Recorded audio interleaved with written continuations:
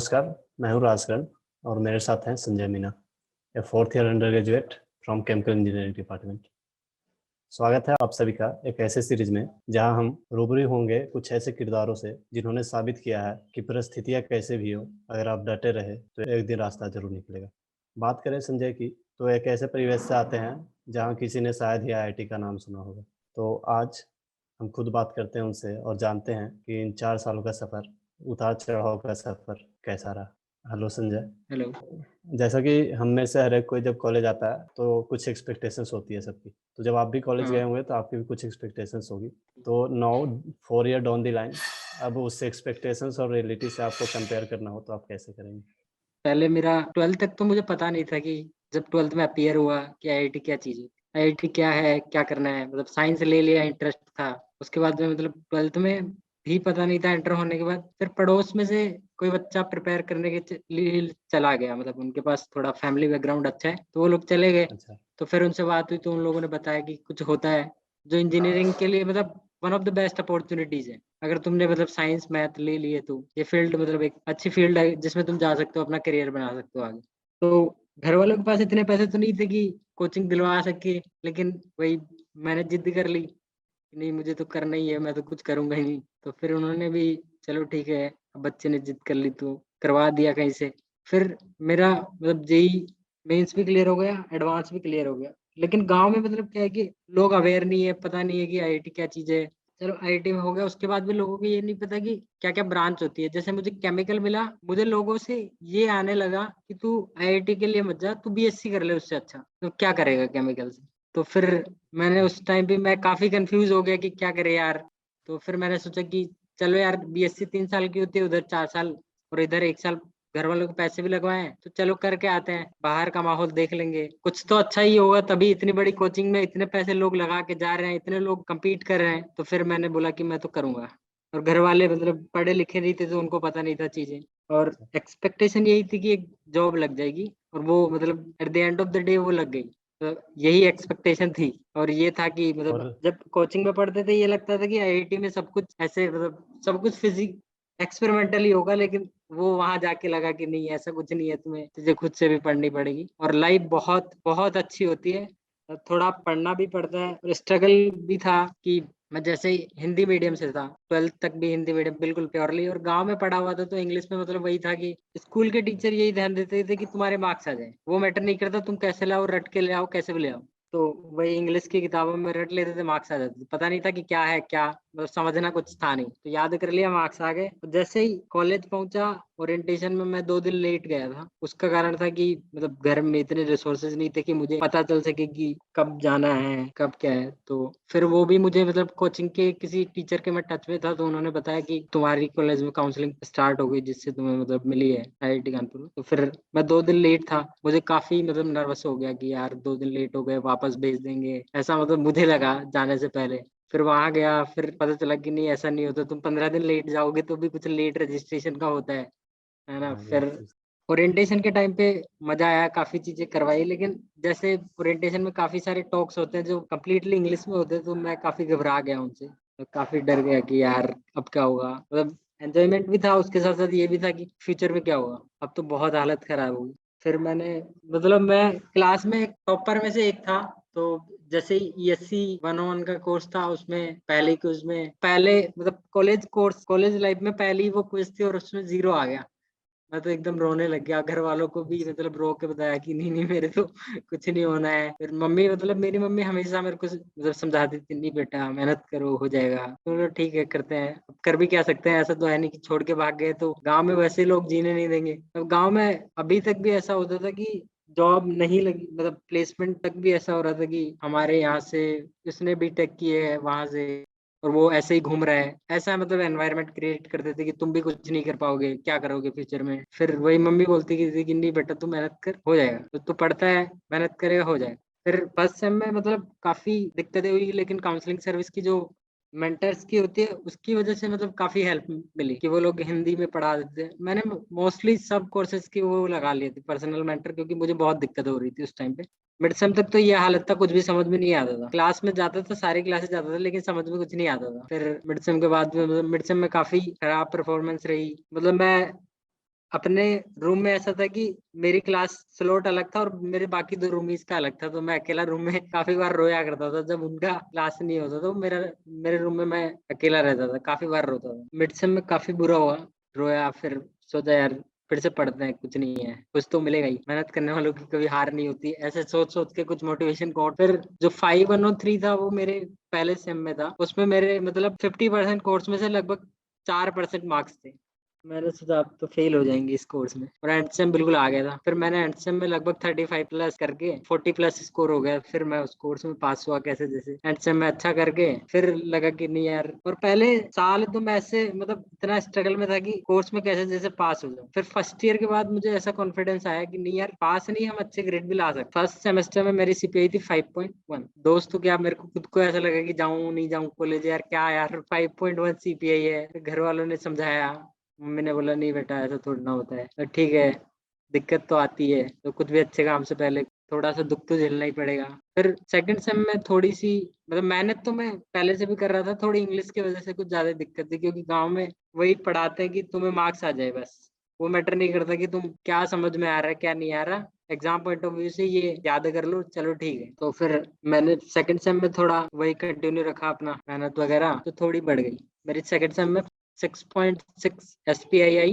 फिर लगा कि चलो यार थोड़ा ठीक हुआ। समर में मैंने एक कोर्स लिया जिसमें मतलब काफी चीजें एक्सप्लोर करे, उसमें मतलब सब जितने भी रिसोर्सेज मिल सकते थे उसके मैंने सब पढ़े, और मेरे को लगभग 90 प्लस स्कोर मिला था उस कोर्स में, और फिर मेरा अच्छा ग्रेड आया, तो काफी कॉन्फिडेंस आया कि नहीं यार हम भी ग्रेड ला सकते हैं, हम भी दूसरों से कम्पीट कर सकते हैं। और फिर थर्ड सेम में तो जाते जाते ये हालत हो गई कि काफी लोगों को मैंने अपने नोट्स बना के उनकी हेल्प की। फर्स्ट ईयर में मैं हेल्प मांगता था लोगों से, थर्ड सेमेस्टर में जाते जाते मतलब असाइनमेंट करके मैं अपने बैच के लोग थे ना जो ब्रांच के, उनकी मैं हेल्प करता था और अपने नोट्स उनको मैं देता था। फिर थर्ड सेम में थोड़ा सा स्ट्रगल था, चीजें अब धीरे धीरे सही होने लग गई थी कि अब इंग्लिश की प्रॉब्लम धीरे धीरे कम होने लग गई थी, क्योंकि जैसे जैसे पढ़ने लग गया वो आदत में आ गई। थर्ड सेमेस्टर में मेरी 8.3 एसपीआई आई, और फिर फोर्थ सेमेस्टर आ गया तो फिर मैंने थोड़ा सा मतलब थोड़ा मोटिवेट हो गया कि नहीं यार और बढ़ाएंगे और बढ़ाएंगे, ऐसा करके फोर्थ सेमेस्टर में फिर 9.3 पे पहुंच गया मेरा। फिर क्या हुआ कि मैंने को फिफ्थ सेमेस्टर में मतलब किसी कंपनी से सीपीआई का क्राइटेरिया उनका 8 था, तो मैं उसमें रिजेक्ट हो गया इंटर्नशिप के लिए। मतलब उन्होंने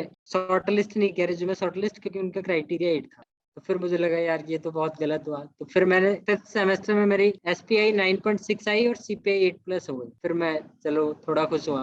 फिर उसके बाद में मतलब जब पेंडेमिक आ गई तो घर पे आ गया, तो घर पे थोड़ा काम भी करना पड़ता है, तो फिर से वापस थोड़ा सा नीचे आने लग गया। फिर सिक्स सेमेस्टर में मेरे 8.5 आई। फिर सेवन्थ सेमेस्टर में थोड़ा प्लेसमेंट का लोड था, तो लगा यार मैंने कहीं से कोर्स करना शुरू कर दिया, इवन दो वो इतना सही नहीं था, अगर मैं उस कोर्स में नहीं फंसता तो शायद बेटर करता। फिर उस कोर्स में मतलब ऐसा था कि काफी ज्यादा टाइम देना पड़ता था, मैंने अपने एकेडमिक्स पे भी उतना ध्यान नहीं दिया, क्योंकि वो लोग बोलते थे कि प्लेसमेंट ओरिएंटेड था, लेकिन वो लोग सही से गाइड नहीं कर रहे थे, तो मैंने अपना उधर बहुत ज्यादा टाइम दे दिया और एसपीआई ये वो 7 आ गई, तो थोड़ा दुखी हुआ। लेकिन फिर दिन तक क्या हुआ कि मेरा प्लेसमेंट लग चुका था, तो थोड़ा उधर से चलो ठीक है यार। और अभी जो चल रहा है वो पैंडेमिक में मैंने मतलब मेरा ऐसा था कि मैं अगर थोड़ा सा लोड ले लेता सेवन सेमेस्टर में, तो मेरी डिग्री 7 सेमेस्टर तक कंप्लीट हो जाती। 8 सेमेस्टर में मेरे जस्ट 2 कोर्सेज थे, वो मैंने मतलब उसके लिए लिए कि चलो थोड़ा सा जॉब लग जाएगी तो फिर थोड़ा सा मजे कर लेंगे यार, क्योंकि कॉलेज लाइफ में मैंने बहुत घिसा है इसीलिए।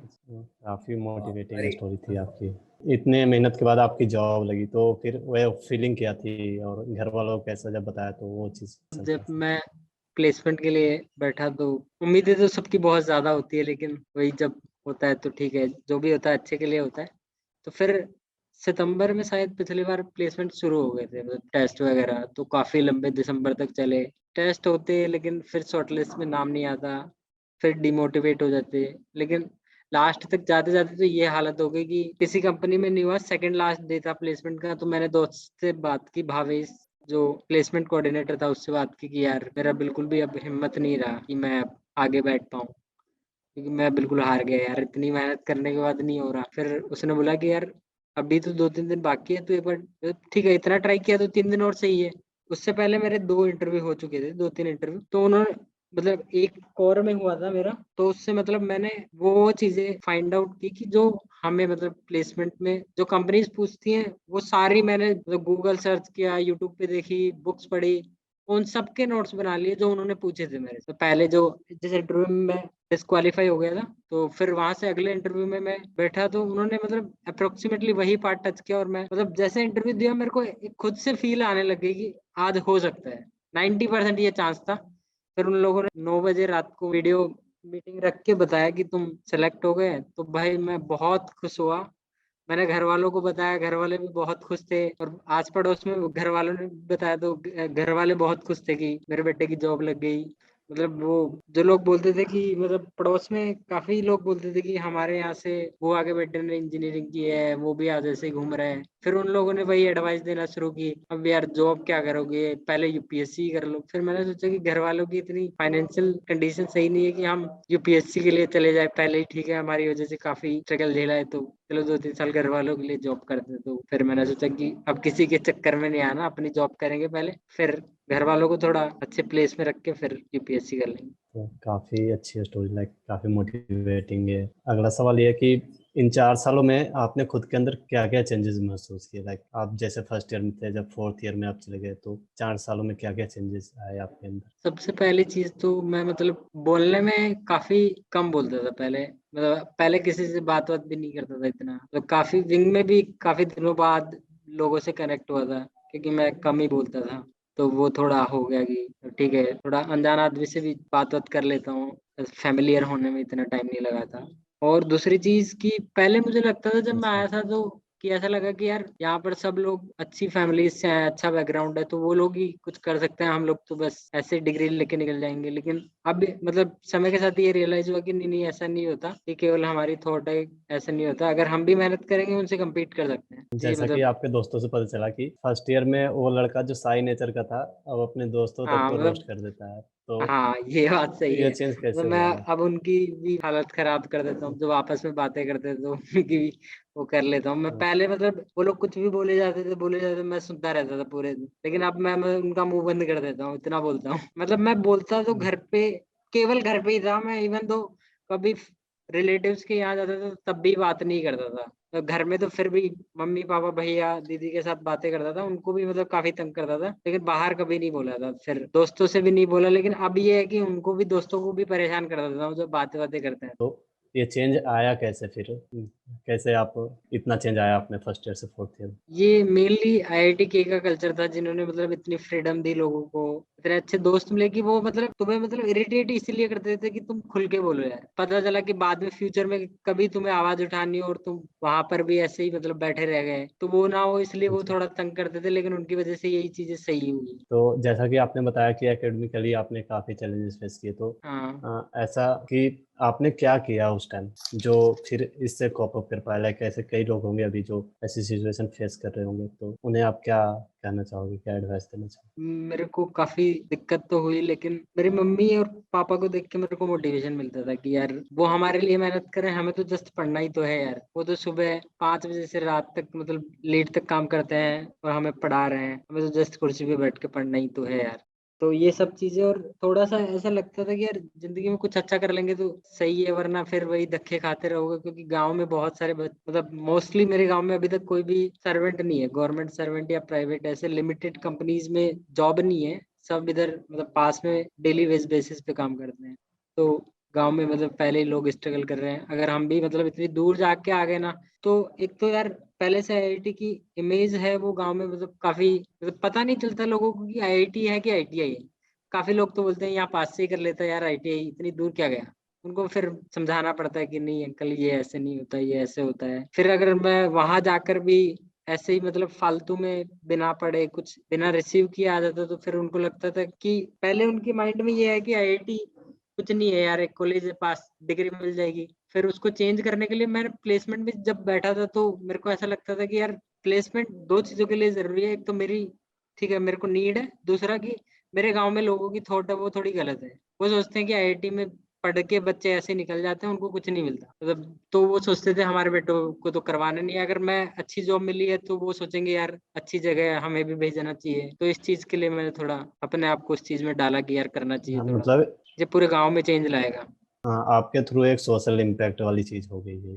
हाँ भाई, मतलब लोग अब ऐसा तो सोचेंगे कि यार फिर मतलब अच्छी नॉन जगह थी, ऐसा नहीं है कि जाकर तुम ऐसे ही आ जाओगे। कुछ अच्छा सीख के आओगे, अच्छा बन जाओगे लाइफ में, अगर थोड़ी सी मेहनत कर लोगे तो। वरना लोग सोचते थे चलो अपने, मतलब ऐसे लोग भी हैं जो काफी टैलेंटेड है, लेकिन उनको वही डाल दिया जाता है कि बेटा तुम अभी से जॉब पे लग जाओ, काम धंधा कर दो, कुछ करने लग जाओ। उनको पढ़ाया नहीं जाता गाँव में, मतलब ठीक है, उनको डाल दिया जाता है कि फैमिली को फाइनेंशियली हेल्प करने लग जाओ। वो मतलब अगर सोचेंगे कि ठीक है यार, अगर पढ़ा देंगे, थोड़ा सा पैसा खर्च कर देंगे, तो बेटा जिसके लिए वो काबिल है वो मिलेगा उसको। ऐसा नहीं करेंगे वो लोग कि जो इंटेलिजेंट है, जो काबिलियत रखता है, उसको भी वो दबा देते हैं कि यार पैसा नहीं है, कुछ नहीं होता पढ़ाई वढ़ाई करके। उनके माइंड में चलता है कि पैसे से होता है आजकल सब कुछ, जो भी होता है पैसे बंटवा के नौकरी लगते हैं आधे लोग, कुछ नहीं है पढ़ाई वढ़ाई में। तो ये काफी ज्यादा खराब मेंटेलिटी है, तो उसको भी थोड़ा चेंज आएगा। काफ़ी ऐसी अच्छी सोच, मतलब हमें भी अच्छा लग रहा है आपकी ये कहानी सुनकर कि कैसे-कैसे चेंजेस धन्यवाद। मतलब आपके थ्रू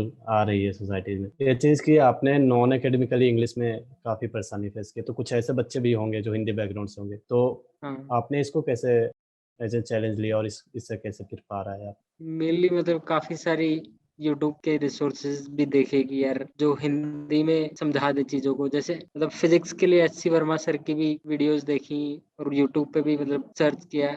ईएससी के लिए भी मैंने यूट्यूब पे सर्च किया। पहले मतलब पता भी नहीं था, पहले तो मेरे पास फोन भी नहीं था जब मैं गया था, तो 10-5 दिन बाद फोन मिला, तो इतना फेमिलियर भी नहीं था चीजों से। तो वो दोस्तों ने हेल्प की कि नहीं यार तेरे को इंग्लिश में दिक्कत आ रही है तो हिंदी में भी मतलब मिल जाता है रिसोर्सेज। और फिर मेंटर्स वगैरह से काफी हेल्प ली, जब भी मन किया उनके रूम पे चले जाता बोल करके कि मेरे को समझा दो ये। तो उस टाइम पे थोड़ा लगता था कि यार हम कुछ भी पूछ रहे हैं, वो लोग क्या सोचेंगे, तो वो लोग भी मतलब सब भी हम सोचेंगे तो वो लोग सही में क्या सोचेंगे।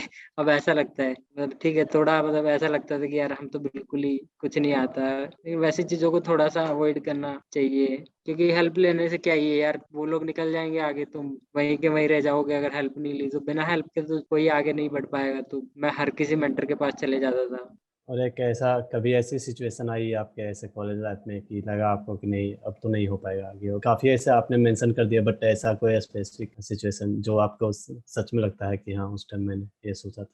मतलब जब मेरा एंड सेम होने को था फर्स्ट सेमेस्टर का, तो मेरे को ऐसा लगा कि यार बहुत बुरा हो रहा है यार, मतलब मैं काफी गलत जगह आ गया, ऐसा लगा मेरे को क्योंकि ये मेरा अकेले का डिसीजन था। फैमिली बोल रही थी कि तू कुछ और कर ले, लेकिन मैंने मतलब जबरदस्ती बोला कि नहीं मेरे को यही करना है। तो फिर उस टाइम पे लगा कि यार ये मेरा डिसीजन गलत है, मैंने गलत डिसीजन ले लिया यार, शायद नहीं करता तो आज कहीं और होता, सही रहता। तो उस टाइम में लगा यार छोड़ छाड़ के निकल लेते हैं, क्या ही है। आपने काफ़ी स्ट्रगल के डेज़ देखे, काफ़ी आपने मेहनत की, तो हाँ। कई ऐसी मोमेंट्स भी आए होंगे आपके आईआईटी के में लाइफ में जो आप नहीं भूलोगे, like one of the happiest moment, तो उससे आप शेयर करना चाहो तो? जब मैं आया तो मेरे को मतलब जब कैंपस में एंट्री हुई तो काफी ऐसा प्राउड सा फील हुआ कि यार इतने बड़े कैंपस में आ गए हम लोग। मैं जब बाहर था तो नहीं पता था कि क्या होता है क्या है, बस फोटोज में देखा था कि ठीक है। और मेनली आईआईटी के में एकेडमिक फैकल्टी बिल्डिंग की फोटो दिखाते हैं, तो वही हुँ, सब देखा था। तो फिर जब आया तो लगा यार अच्छी जगह आए। और ओरिएंटेशन के टाइम में भी काफी चीजें हैं जो याद है। जैसे एक तो वो रेस करवाते हैं ना, जो एचआर खादिम की कुछ स्टोरी सुना के, तो अच्छा। वो भी एक याद है कि यार, तो वो एक स्टोरी थी। और मैं जब थर्ड सेमेस्टर में था तो मैं एक एनजीओ से जुड़ गया था, हुँ, हुँ। जो बच्चों को मैं पढ़ाता था उसमें। तो फिफ्थ सेमेस्टर में हमने वहां पर मतलब दिवाली सेलिब्रेट की। आईआईटी के वॉलेंटियर थे, काफी सारे पीएचडी स्टूडेंट भी थे, एमटेक स्टूडेंट भी थे, बाकी फोर्थ ईयर भी थे जब मैं थर्ड ईयर में था। तो हम लोग मतलब घर घर में बच्चों के घर घर गए और उनके साथ दिवाली सेलिब्रेट की, उनकी मतलब फैमिलीज से बात किया, तो काफी अच्छा लगा। और एक टाइम था जब मैं थर्ड सेमेस्टर में था, मेरा दोस्त सुचित्रा माथुर मैम है ईएनजी डिपार्टमेंट में लिटरेचर की, तो उन्होंने मतलब बच्चों को मेल भेजा था जो उनके कोर्स में थे कि अगर तुम दिवाली पे घर नहीं गए तो यहाँ आ सकते हो। वो दिवाली सेलिब्रेशन के लिए उन्होंने इनवाइट किया था बच्चों को। तो उसमें मैं मतलब मेंशन कर रखा था कि अपने दोस्तों को भी ला सकते हो। तो मैंने तो कोर्स ले नहीं रखा था, मेरे दोस्त ने ले रखा था, तो हम लोग गए वहां पर। पहले मतलब मुझे लगता था कि यार प्रोफ काफी स्ट्रिक्ट होते हैं यार, वो बात करने में भी ऐसे काफी रूडली बात करते होंगे। लेकिन फिर वहां गए, दिवाली सेलिब्रेट की, डिनर किया वहां पर, बच्चों के साथ मजे, फटाके वटाके फोड़े। फिर लगा कि नहीं यार इतना भी स्ट्रिक्ट नहीं होता, वो अपने बच्चों की जैसे हमें रखते हैं, बस हमारा देखने का थोड़ा सा नजरिया अलग होता है और बाकी कुछ नहीं होता। ये कुछ स्टोरीज थी जो थोड़ी याद। हुँ। जैसा कि आप कुछ दिनों में ऐसे ग्रेजुएट हो जाओगे, तो फिर सबसे ज़्यादा चीज़ आप क्या मिस करोगे आईआईटी के कॉलेज के बाद? वहाँ के दोस्त सबसे ज्यादा मिस करूंगा मैं, क्योंकि वो बहुत ही अच्छे लोग थे, वन ऑफ द बेस्ट जो मुझे लाइफ में अभी तक मिले हैं। मतलब वो मेरी कभी भी हेल्प के लिए रेडी रहते थे। काफी लोग, मतलब एक दो ने तो मेरे को फाइनेंशियली भी, मतलब ऐसे जब जरूरत थी तो हेल्प की है, तो मैं उनको याद रखूंगा। और काफी मतलब एंजॉय किया उनके साथ, कभी मस्ती, कभी क्या बुल्ला काटते थे विंग में बैठ के, कभी जब मन होता था ऐसे ही, मतलब बिना मतलब के जीपीएल लेना किसी की, ये सबसे ज्यादा बिल्कुल। याद रखने वाली चीज रहेगी। आईआईटी के में कोई ऐसी एडवाइस जो आपको किसी प्रोफेसर ने या किसी आपके फ्रेंड ने दी होगी जो आपको हमेशा याद रहेगी, आप लोगों से वो शेयर करना चाहो तो? वो मतलब मैं मिनी चंद्रन मैम के पास मैंने एक कोर्स किया था, तो उसमें काफी हालत खराब हो गई थी। वो फर्स्ट सेमेस्टर का कोर्स था, कुछ ज्यादा मतलब अच्छे मार्क्स नहीं आए, तो मैं उनके ऑफिस में चला गया। तो मैं मैम से बात की, रोने लग गया मतलब। तो मैम ने बोला कि बेटा ऐसा नहीं है, मेहनत करोगे तो चीजें वापस सुधर जाएगी, हार्डवर्क करो, कोई बात नहीं है, अगर कोई भी दिक्कत आती है हमसे आके मिलो। बस यही था कि उन्होंने मतलब बोला कि यार टीचर से मतलब प्रोफेसर से कनेक्ट रहो यार, वो ऐसा नहीं है कि तुम्हें मतलब भगा देंगे, तुम्हारी हेल्प नहीं करेंगे। तो मैं फर्स्ट ईयर में एक उन्हीं मैम से मिला था फर्स्ट ईयर तक, बाकी सेकंड ईयर में भी मैं किसी प्रॉफ के पास नहीं गया एज हेल्प के लिए। फिर थर्ड ईयर के बाद मैंने शुरू किया प्रॉफ्स वगैरह से बात करना। वही है कि प्रॉफ से बात करना चाहिए, उनसे कनेक्ट रहना चाहिए। वो लोग ऐसे भी नहीं है, मतलब अपने बच्चों की जैसे ट्रीट करते हैं, बस वो ठीक है, मार्क्स वगैरह थोड़ी अलग चीज है। अगर हेल्प लेना हो, कोई भी दिक्कत होती है, उनको बताओ, वो सोल्यूशन बता देते हैं आप लोग। मुझे मतलब आपकी पहले ऐसा लगता था कि प्रॉफ काफी स्ट्रिक्ट होते हैं, उनसे डर लगता था, बात भी नहीं करता था मैं, कभी डाउट भी आता था पहले, मतलब खुद जाके देखता कि यार अपने से हो पाएगा नहीं हो पाएगा, फिर दोस्तों से पूछता, मतलब प्रॉफ के पास जाना बहुत दूर की बात थी, तो काफी डर लगता था, तो इतना कनेक्ट नहीं हो पाया मैं प्रॉफ्स वगैरह से। अगला सवाल ये है कि आपकी कैंपस लाइफ का सबसे बड़ा रिग्रेट क्या है जो अगर आपको मौका मिले तो आप वापस जाकर चेंज करना चाहोगे? मतलब मैं थोड़ा सा स्पोर्ट्स में एक्सप्लोर करना चाहता था, लेकिन वो नहीं हो पाया। कि मुझे मतलब थोड़ा क्रिकेट पसंद था, बाकी और स्पोर्ट्स में भी मतलब थोड़ा सा खेलना चाहता था, लेकिन ठीक है वो नहीं हो पाया। तो थोड़ा सा मिस तो करूंगा आप उन सब चाहो, चीज़ों को जो एंजॉय। जैसा कि आप अपनी स्टोरी बता रहे हैं तो ऐसे ही मुस्कुराते हुए, इतनी इंस्पायरिंग स्ट्रगलिंग स्टोरी होते हुए भी, तो इतने अप्स एंड डाउन के बावजूद भी आपकी जो मुस्कान है वो हमेशा बरकरार रखी, तो आप खुद को ऐसे मोटिवेट कैसे रखो ऐसा? मतलब बताने का मतलब पहले मैंने काफी सोचा कि यार बताना चाहिए नहीं बताना चाहिए, फिर मुझे लगा कि यार मतलब मैंने काफी लोगों से मिला हूँ जो मेरे जैसे थे, लेकिन उन्होंने छोड़ दिया था चीजों को करना, कि वही यार कुछ नहीं होगा हमारा।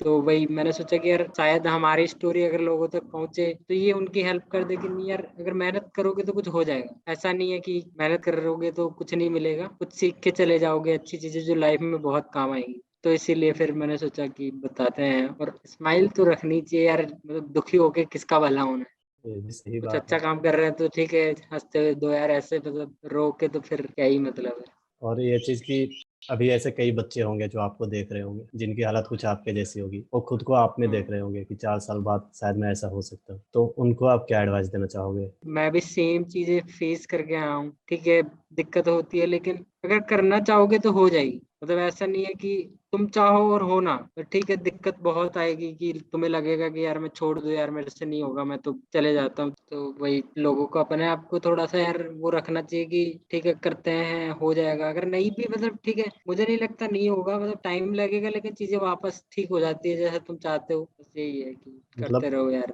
टाइम टाइम देना चाहिए और हाँ वही, कंसिस्टेंसी रहनी चाहिए चीज़ों में। टाइम और कंसिस्टेंसी होनी चाहिए, और थोड़ा सा अपने आप पे विश्वास भी होना चाहिए कि यार मैं कर लूंगा। मतलब ऐसा नहीं सोचना चाहिए कि ठीक है यार किसी की कैचअप पावर अच्छी होती है, वो कई लोग होते हैं क्लास में ही सब कुछ ठीक है घोल के पी लिया होता है बैठे बैठे ही। किसी को होता है टाइम थोड़ा कम देना पड़ता है, किसी को ज्यादा देना पड़ता है, लेकिन जैसे जैसे टाइम दोगे वैसे वैसे धीरे धीरे ये चीजें कम हो जाती है। कि तुम्हें मतलब पहले 2 घंटे में याद होता, अब 1 घंटे में ही हो जाएगा। ठीक है स्टार्टिंग में थोड़ी सी दिक्कत होगी कि यार ऐसा भी मन करता है कि यार सब लोग मजे ले रहे हैं और तुम पढ़ रहे हो, वो लोग चिढ़ाते भी हैं यार सारे दिन पढ़ते रहता है, वो सब चीजें इरिटेट करती है, लेकिन ठीक है समय के साथ सब चीजें अच्छी हो जाएगी। हाँ बिल्कुल, काफ़ी अच्छा लगा हमें आपसे बात करके। Thank you. काफ़ी अच्छी स्टोरी थी, शुक्रिया आपका, आपकी यह स्टोरी काफ़ी मोटिवेटिंग थी और इंस्पायरिंग थी, हमें भी अच्छा लगा सुनकर। हम मुझे भी आशा बहुत करते हैं कि अच्छा आप, लगा आप सबको साथ ये स्टोरी शेयर करके। हाँ, ये और हमें, शायद फ्यूचर में किसी का अच्छा हो, बिल्कुल इससे लोग बिल्कुल शायद हमें भी ये, कोई प्रेरणा ले सके मेरी स्टोरी से। हमने भी बिल्कुल यही सोचकर आपसे बात की, आपको रीच आउट किया, और बहुत बहुत शुभकामनाएं आपके जीवन की अगली पड़ाव के लिए, काफ़ी अच्छा फ्यूचर हो आपका, बस यही कामना। धन्यवाद।